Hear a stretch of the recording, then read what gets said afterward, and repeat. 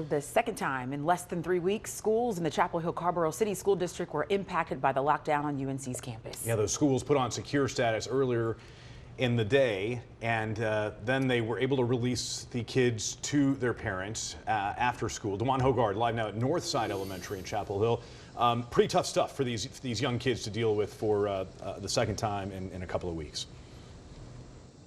Yes, Stephen, the reason why we're here at Northside Elementary, it's one of the closest, or if not the closest, elementary school to the UNC Chapel Hill campus.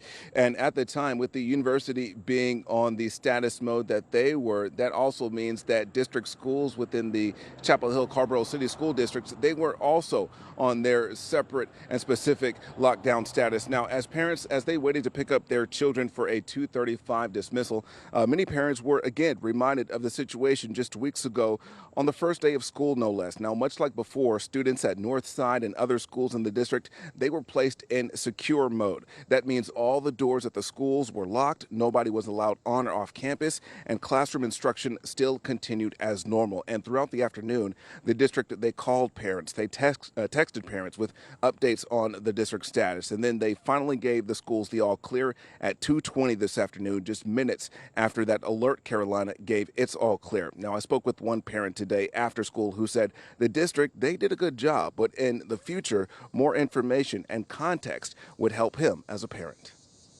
They're doing as best they can. You know, I would love to know where it's coming from. You know, when we get these reports, I would love to know what the nexus of information is. That's all. But they're, you know, it's fine. They're doing fine. We knew exactly whether it was a soft lockdown or a hard lockdown. I mean, the fact that we have soft versus hard lockdown, the fact that I, as a non-gun owning individual, know what the difference is between a soft and a hard lockdown, it just goes to show you what a state we're in. It's disappointing.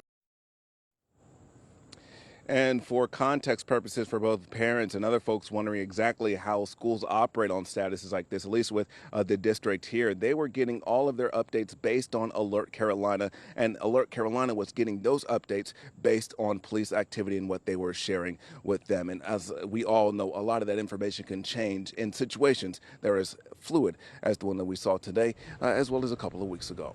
We're live in Chapel Hill tonight. DeJuan Hogard, ABC 11 Eyewitness News. Yeah.